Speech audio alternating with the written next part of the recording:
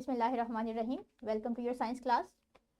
आज जो चैप्टर 1 हम पढ़ रहे थे, आज उसका लास्ट लेक्चर है, जिसमें हम अपने प्रीवियस तमाम लेक्चर्स का रिव्यू करेंगे। हम ये देखेंगे कि हमने अब तक जितने भी एसएलओस पढ़े हैं, क्या वो अच्छे तरीके से आपको समझ आ गए हैं, उनमें कोई प्रॉब्लम या डिफिकल्टी तो नहीं रहेगी कॉन्सेप्ट में, और कौन कौन से एसएलओस पढ़े हैं। इसके अलावा हम ये भी देखेंगे इस पूरे चैप्टर का क्रक्स क्या था, थीम क्या था। तो चलिए स्टार्ट करते हैं। चैप्टर का नाम जैसे कि आप जानते हैं क्लासिफिकेशन ऑफ लिविंग ऑर्गेनिजम्स है, यानी इसमें मेन पॉइंट है क्लासिफिकेशन के बारे में। क्लासिफिकेशन से मुतालिक हमने जो एसएलओस थे वो ये हैं।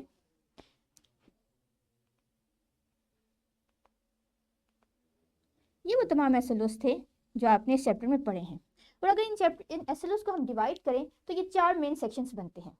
एक सेक्शन इंट्रोडक्शन का, जिसमें फर्स्ट एसएलओस है। सेकंड सेक्शन है प्लांट्स की क्लासिफिकेशन के बारे में, जिसमें ये आपके ये 2 एसएलओस आपकी प्लांट क्लासिफिकेशन के बारे में है, और बाकी के तमाम एसएलओस हमारे एनिमल क्लासिफिकेशन के बारे में है। और एंड पे ये देखेंगे कि क्लासिफिकेशन पढ़ने का मकसद क्या था। एक दफ़ा रिवाइज कर लेते हैं मेन कॉन्सेप्ट। सबसे पहले इंट्रोडक्शन ऑफ क्लासिफिकेशन।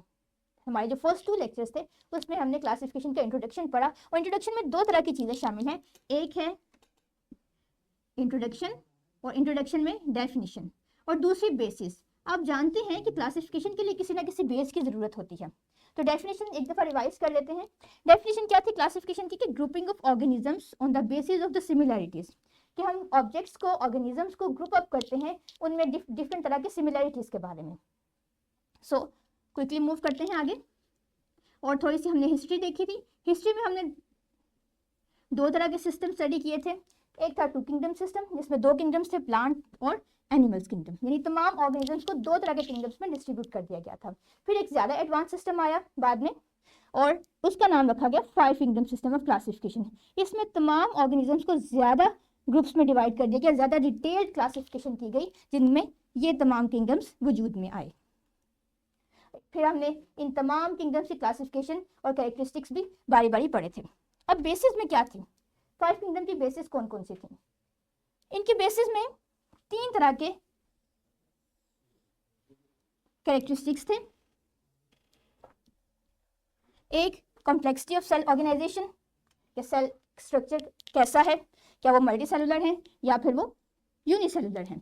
फिर सेल स्ट्रक्चर कैसा है, क्या ऑर्गेनिजम्स प्रोकैरियोटिक्स है या फिर वो यूकैरियोटिक्स है। अब प्रोकैरियोट्स भी आप जानते हैं क्या होते हैं, ऐसे ऑर्गेनिज्म जिनमें न्यूक्लियस नहीं होता, और यूकैरियोट्स जिनमें न्यूक्लियस प्रेजेंट है। फिर इनका मोड ऑफ न्यूट्रिशन भी हमने स्टडी किया था। मोड ऑफ न्यूट्रिशन में 2 कैटेगरीज हैं, कुछ ऑटोट्रॉप्स हैं जैसे कि प्लांट्स वगैरह, और कुछ हेटरोट्रॉप्स हैं जैसे कि एनिमल्स वगैरह। इन बेसिस की बुनियाद पे हमने तमाम 5 किंगडम्स डेवलप किए थे और इनमें ऑर्गेनिजम्स की कैरेक्टराइजेशन की थी। अब 5 किंगडम्स थे कौन कौन से, ये तो आप पहले से जानते हैं। फिर हमने इनके फीचर्स पढ़े थे। क्विक रिव्यू करते हैं इनके फीचर्स का। ऑर्गेनिजम्स 2 तरह के थे। प्रोकैरियोटिक्स में मोनेरा किंगडम प्लेस किया गया था, और यूकैरियोटिक्स में के यूनिसेलुलर वाले हिस्से में प्रोटिस्टा किंगडम को प्लेस किया गया था। फिर यूकैरियोटिक्स के मल्टी सेलुलर वाले सेगमेंट में अगेन 2 तरह के सेगमेंट्स थे, और जो इसमें सेल वॉल वाले सेगमेंट था उसमें एनिमेलिया किंगडम, और विद सेल वॉल वाले सेगमेंट में 2 तरह के किंगडम्स थे। अगेन 2 कैटेगरीज थी, एक फोटोट्रॉफिक और एक हेटरोट्रॉफिक। फोटोट्रॉफिक कैटेगरी में प्लांटी आ जाता था, और हेटरोट्रॉफिक में फंजाई। इनके फर्दर कैरेक्टरिस्टिक्स भी आप बुक से एक दफ़ा रिवाइज कर सकते हैं।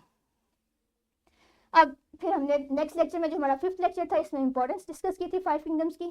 अब 5 किंगडम्स की क्यों इंपॉर्टेंट थे, कि इन्होंने तमाम ऑर्गेनिजम्स को ग्रुप अप कर दिया था, फंजाई को सेपरेट किंगडम बना दिया था, यूनिसेलुलर को मल्टीसेलुलर से अलग कर दिया गया था, और प्रिमिटिव ऑर्गेनिजम्स को डेवलप्ड ऑर्गेनिज्म से अलग कर दिया गया था। और इन तमाम का मकसद इसने किस में हमें एवोल्यूशन ऑफ कैरेक्टरिस्टिक्स में मदद की थी।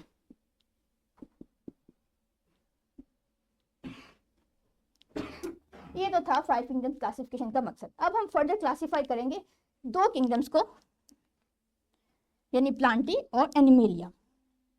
किंगडम प्लांटी को जब क्लासिफाई किया जाता है तो 2 कैटेगरीज हैं हमारे पास, फ्लावरिंग प्लांट्स और नॉन फ्लावरिंग प्लांट्स की। फ्लावरिंग प्लांट को फर्दर क्लासिफाई किया जाता है अगेन 2 कैटेगरीज में, मोनोकोट प्लांट्स और डाइकोट प्लांट्स। फिर हमने इन मोनोकोट प्लांट्स और डाइकोट प्लांट्स दोनों का कंपैरिजन किया था, इनका सीड स्ट्रक्चर देखा था, फ्लोरल स्ट्रक्चर देखा था, लीफ स्ट्रक्चर देखा था, और इनकी कैरेक्टरिस्टिक्स डेवलप की थी। यहाँ तक हमने प्लांट्स को क्लासिफाई कर लिया। अब क्योंकि एनिमल भी एक बहुत बड़ा किंगडम है, इसकी भी फर्दर क्लासिफिकेशन की गई थी, और इसकी क्लासिफिकेशन की गई थी on the presence of vertebral column.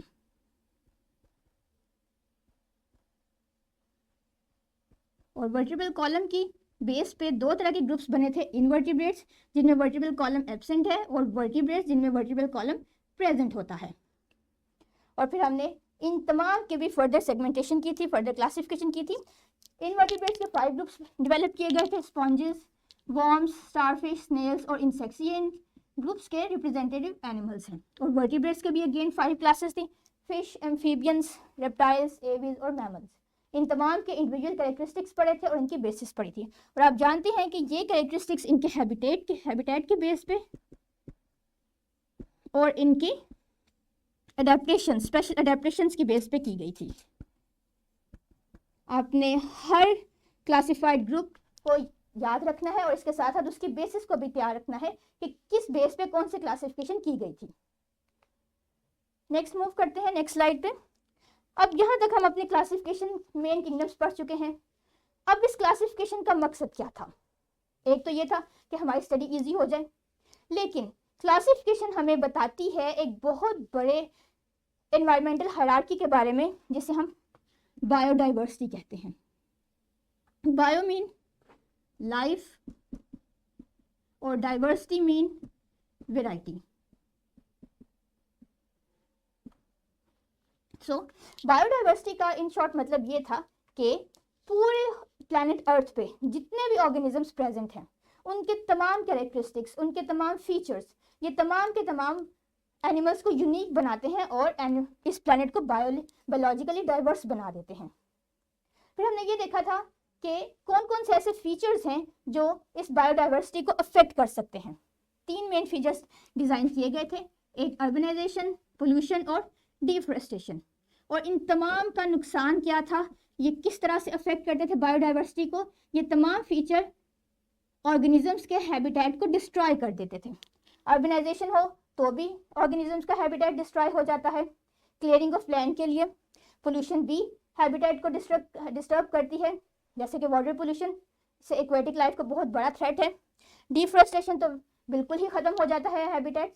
सो ये वो 3 फैक्टर थे जिन्होंने हैबिटेट को डिस्ट्रॉय करके बायोडाइवर्सिटी को डायरेक्टली अफेक्ट किया। अपने नेक्स्ट लेक्चर में, लेक्चर नंबर 15 में, हमने इनका सोल्यूशन भी देखे थे, कैसे कौन कौन से एस्पेक्ट्स हैं, कौन कौन से मेजर्स हैं जिनकी मदद से हम इन इफेक्ट्स को रिड्यूस कर सकते हैं और अपना हैबिटेट रिस्टोर कर सकते हैं। ये था हमारे पूरे चैप्टर का ओवरव्यू। अब हमने, आपको याद है कि अपने हर लेक्चर के साथ इस्लामिक पर्सपेक्टिव भी डिस्कस किया था। हमने ये देखा था कि साइंस के बारे में हमें कुरान मजीद से क्या क्या तालीमात मिलती हैं। सो जो 4 सेगमेंट्स हमने पहले बनाए थे, उन तमाम सेगमेंट्स के बारे में हमें कुरान मजीद से वाज़ेह हदायत और हिंट्स मिलते हैं। सबसे पहले इंट्रोडक्शन ऑफ क्लासिफिकेशन, यानी उसकी बेसिस। इसके लिए सूरह हुजरात और सूरह रूम की आयत नंबर 14 और सूरह हुजरात की आयत नंबर 13 है, जिसमें हमें क्लियरली बता दिया गया है कि क्लासिफिकेशन अल्लाह ताला ने भी फरमाई है। सूरह हुजरात को देखें तो वाज़ेह तौर पर लिखा गया है, we have created you male and female, यानी पहली क्लासिफिकेशन तो यहीं पे हो गई, जेंडर की बेस पे।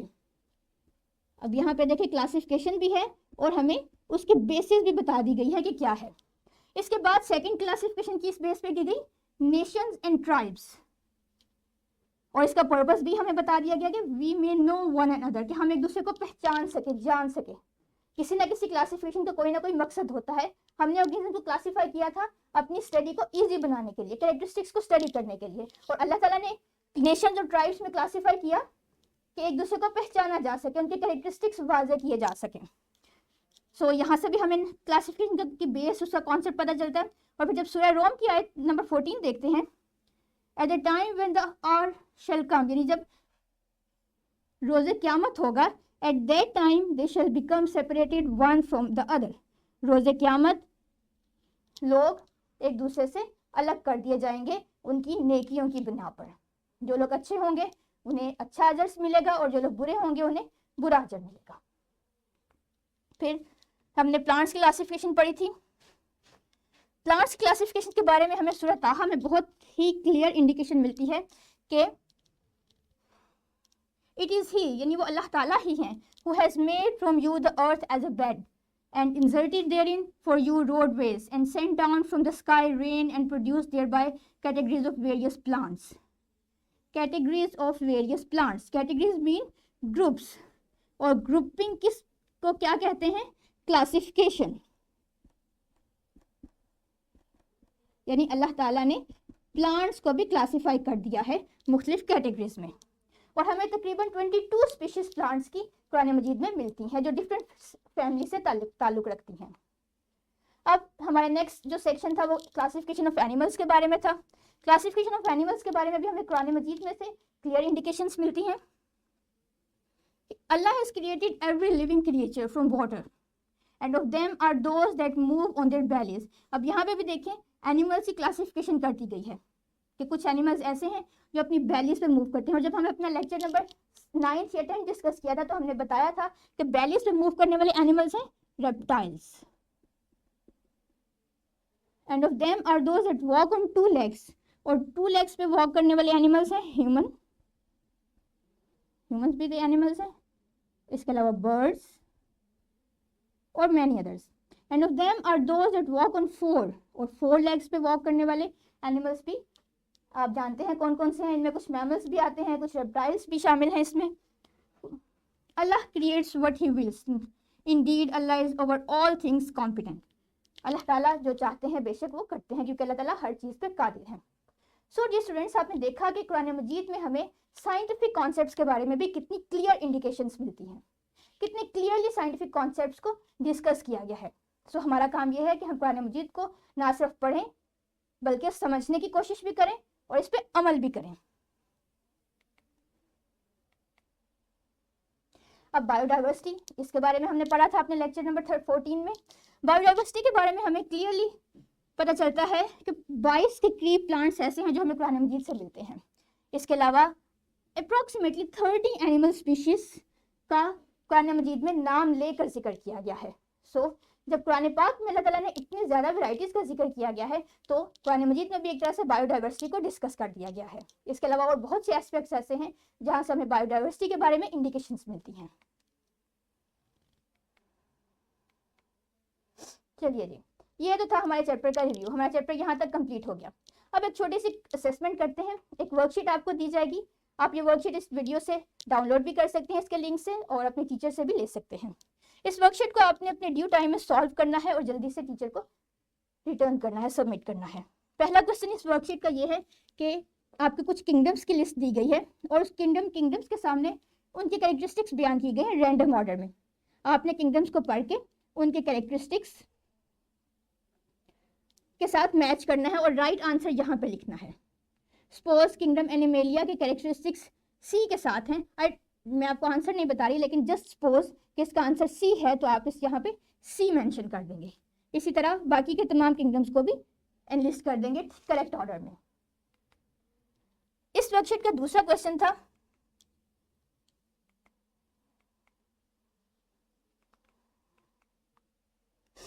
वो भी आप देख सकते हैं। ये हमारा आज का चैप्टर रिव्यू कंप्लीट होता है। अपने नेक्स्ट लेक्चर में हम पढ़ेंगे माइक्रो ऑर्गेनिजम्स के बारे में, उसके फीचर्स और ग्रुपिंग देखेंगे, और यहाँ पे हम आपसे इजाज़त चाहते हैं। आई होप कि आपने अपना चैप्टर फुली एंजॉय किया होगा। Thank you very much.